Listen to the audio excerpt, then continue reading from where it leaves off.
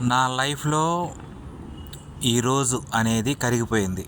Okay, morning లేచాను, కాలకృత్యాలు తీర్చుకున్నా, ఏవో పనులు చేశాను, మళ్ళీ ఇంటికి వచ్చాను. అంటే నా జీవితం ఎంతైతే ఉందో ఆ జీవితంలో ఒకరోజు కరిగిపోయింది.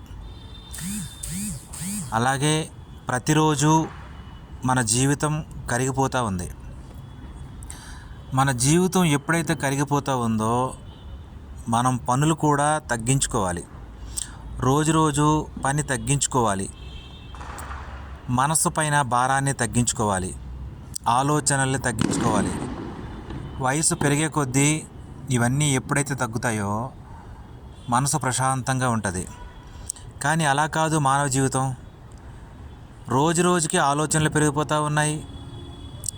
పని ఒత్తిడి పెరిగిపోతూ ఉంది. ఏదో చేసేయాలి, ఏదో సాధించేయాలి. ఏం సాధిస్తాం? ఏం సాధిస్తాం చెప్పండి? రోజు రోజు వయసు కరిగిపోతుంది అని మనకు తెలిసినా కూడా ఏదో చేసేయాలని పరుగులు పెడతా ఉన్నాం. చివరికి ఏమీ చేయలేం. ఓకే, ఏమీ చేయలేని పరిస్థితి. కానీ వయసు కరిగిపోతుంది. ఈరోజు కరిగింది, రేపు కరిగిపోద్ది, ఎల్లుండి కరిగిపోద్ది. అది ఎప్పటి వరకు ఉంటుందో తెలియదు. మానవ జీవితం మనం అనుకుంటాం, అది చేసేస్తాం, ఇది చేసేస్తాం, అలా ఉంటాం, ఇలా ఉంటాం, తొక్క తోలు అన్నీ అనుకుంటాం. అవేవి ఉండవురా స్వామి. ఏం సాధించాలన్న మన చేతుల్లో లేదు. ఓకేనా? జీవితం ప్రతిరోజు కరిగిపోతూ ఉంది